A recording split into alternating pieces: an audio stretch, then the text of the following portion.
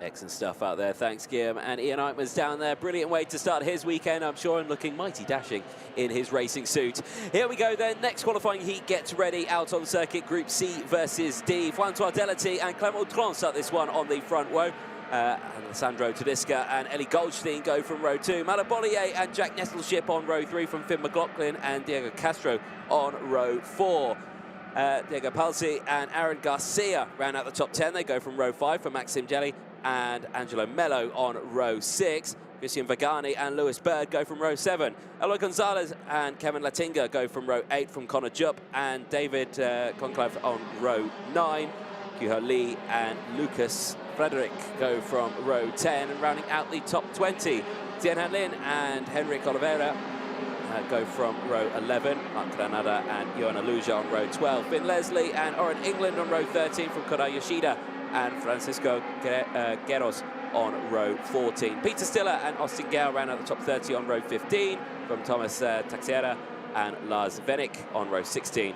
Ruben Byrne and Oscar Cura round out the 17 rows, 34 drivers, and crucially, all 34 are on circuit. Guillaume Alvarez back in the coach box again. He's got some legs on him, ladies and gentlemen. He's working hard. He's getting his steps in this weekend. You are going to be fit as a fiddle at the end of this weekend, mate. Yeah, I've been working out. Thank you. So, there you go. As much as the drivers have to prepare for this event, you know, we commentators and personnel offside and everything have to work out as well and get ourselves to fittest possible way to to be able to run, to be able to. Of course, this is a long day and a long week of commentating and be at your side, guys. So yeah, it takes one to be able to climb all those steps back and forth. But be with us as well, because it was very nice to talk to Ian Aikmans and the Bell of 7 himself. You know, so I feel still a bit shaky about that meeting, but we'll try to give you as much insight as possible with the actors themselves. And watch out for this one, because François Delati and Clément Autran, this is one heck of a first row of the grid. It certainly is. I hope Eichmans wears that suit to the after party, or the welcome party at the I can ask him if you like. Ask him for that one. Here we go then, into the tram lines. Are we green flag? Yes, we are. Bit of a shaky start though at the front of the grid, but crucially for François Delati, it is a good start, and he holds on to the lead of this one as he goes down and towards turn number 2. Again, look at the hand gesturing there on the steering wheel as they fight for control. Bit of dust getting kicked up in the background there, but all the karts making its way through. No one going off of the gravel just yet as they go down into the hairpin of turn number 5. Prime opportunity for an overtake here as they go 3 wide on the exit now as they go back up the hill through turn 6 into 7. Crucially though, great getaway from the front 3 though. Look at that breakaway. Yeah, beautiful breakaway indeed with the VDK driver in P4, P3. This is Clément Autran, who lost a bit of momentum to his opponents. A couple of drivers banging wheels into the second sector on the way down to turn number 12 and 13. This particular part of the track where we've seen overtaking maneuvers happening throughout the first few races. This is race number 3 as Ellie Goldstein trying to shake off Clément Autran a little bit with the RSD driver in the middle. Watch out, Alessandro Tedesca as well, trying to find a pace and a place at the end of this opening lap. But in the meantime, it goes the way of our leader, François Delati. Autran back into P2 from with the pressure of Ellie Goldstein just for the back. Then we have Alessandro Tedesca, Malo Boyer, Nettelship, Garcia. And there's a switch for second place with Ellie Goldstein and Clément Autran. It's the race lead, actually. It's Clément Autran down the inside of François Delati, but Delati gets it back anyway. So, yeah, short-lived race lead there for Clément Autran. Now, down the inside, Goldstein goes into second place. So now Goldstein's on the attack here. Bit defensive there for Malo Bollier, just in the background from Alessandro Tedesca. Tedesca trying to, well, actually, it didn't look like he was going to go for the move.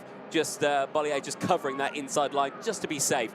Look at this train now that we've got here, and again, look to the inside. There goes Goldstein, no time wasted.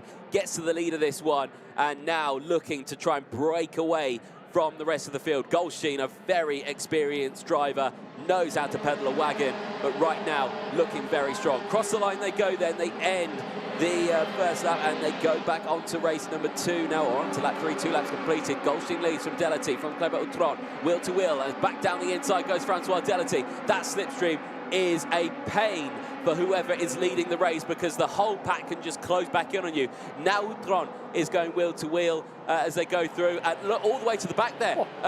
Delati's just dropped that back into the pack now. The rest of the field's here. Yeah, that's going to be quite a shaky one, as one of the teammates of Ellie Goldstein just in the mix as well. Lap number 3 out of 10. So many change of positions to the benefit of Clément Autran by the look of it.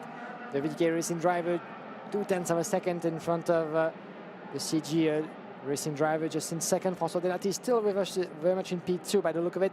But they lost that to Mario Boyer, the 253, the two-time IMA Series France winner, is back in contention, a bit to P2 for Mario Boyer. We're starting a bit further back, fifth on the grid. And Mario Boyer now, this is very much 1, 2, 3 from France, leading the way into that qualifying heat. Mario Boyer, François Delati trying to fight back against his fellow countryman on the inside. That was a close goal, but it opens the door to Elie Goldstein, clipping the curb and taking P3 back for the Belgian. Delati a bit shake off by the look of it, going on the curb, but he's trying to resist to Alessandro Tudisca, the 227. At the back as well, little ship Diego Gonzalez, Aaron Garcia, Connor Jupe running at the top 10 as Clément Autran lost the lead in the meantime to Malo Boyer. Wow, what a pace by the Frenchman. That happened at the same place when Goldstein got past Delati. So in one corner, there were two overtakes at the same time. So, yeah, you can be forgiven for missing it because, yeah, you're so focused on one, you miss the other. And, yeah, very easily done. But right now, these two battling away very fiercely. So wide there from Bollier. Really pushing it. You've got to be careful with that one because he nearly clipped that gravel there and you can get sucked into that gravel and it just pulls you off the circuit. So you've got to be very, very careful. Slipstream taking full effect once again. Clément Autran and Goldstein closing right in, and plus the rest of the pack as well. Delati, Tudisca, Diego, Nettleship, Garcia, Gonzalez, Yup, then McLaughlin, Mello, Gillet as well. Big look at this one. Here's a replay of what happened earlier on, and big moment there for the 262, I think that is going through. That is Ponce Diego, who I think, yeah, very sideways moment going into turn at number 8. So, yeah, you've got to be very careful with that lunge into 8, haven't you? Yeah, this is the two left-handers on the entry of the sector number 2 of that track. One of the overtaking spots, of course, that drivers will be mostly keen on using. As in the lead, Mario Boyer, you can see, wearing those new colors of the Victor Velen Carton team. A new addition to the French team, Mario Boyer. The one at the wheel of his carbureting machine, the IMA Series France. And you could see briefly gesturing of Elie Goldstein, trying to say to François Delati as well as Pelassi Diego just behind. Stay with me, just stick it together because we need to keep fighting. We need to stay together in order to shake up the order and try to catch up with the leaders, because at this point, that will be 6 out of 10. Still a long way to go. Anything can still happen into that race. It's not a bad time to fight one another and lose time. So Goldstein, that's all the things that Goldstein was trying to say into that little gesture of his. But we've seen on numerous occasions that between the language as run inside goes Diego and Delati, beautifully made for P4, that is. Also Delati, the green crash helmet. I was going to say that between theory and practice, there's sometimes a bit of a gap. And we've seen in the past drivers gesturing some demands to other rivals before doing exactly the opposite.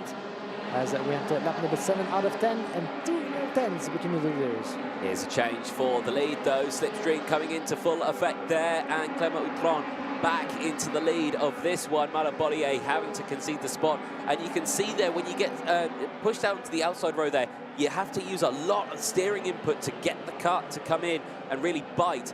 That's really going to affect these drivers in the long run when they use these tyres up. They have to look after them over the course of the weekend. They don't get many to use over the weekend as well, so they really do have to be careful with it. But right now, still that brings everyone back into play. Back with Goldstein, back right there in 3rd place. So this race far from over, 4 laps to go. Well, probably 3.5 now as we exit this one. Back up the hill they go. Very technical, tight, twisty circuit, this one. Only 8 meters wide. Very, very harsh on the drivers and the tyres, of course, especially running wide like that. Back onto the start-finish straight they go. Autran, Bollier, Goldstein, Diego from Delati, still the top 5, but the top 4 with a clean breakaway. Delati is dropping back. He's got the likes of Tudisca, Garcia, Nettleship as well involved. And Diego run inside of Elie Goldstein for P3. Well done from Pelassi Diego from the Karting Pro competition. As Elie Goldstein is having to back off a little bit. Oh, a yellow flag being waved just on the between turn number 5 and 6 by the look of it. I can see yes. An EGP cart that stopped. We've lost one driver. It might be Angelo Melli, unfortunately, joining or an England in the list of retired drivers. So Angelo Meli, unfortunately, one of the new additions to the GP racing team.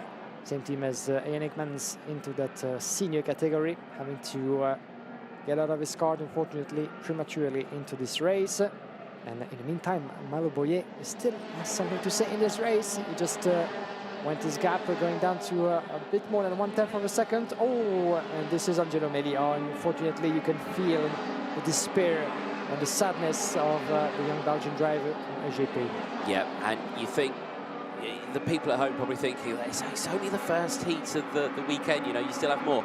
Even one bad heat can result in you not making, you know, the pre-finals, the finals, or anything like that. You know, you need to make sure all of them are good. There are so many drivers entered into this weekend, and remember, going into the final, there's only one final, so only the 36 get through out of all of them. You've got to make sure you have a good weekend, and it's not the way you want to start it, so big shame.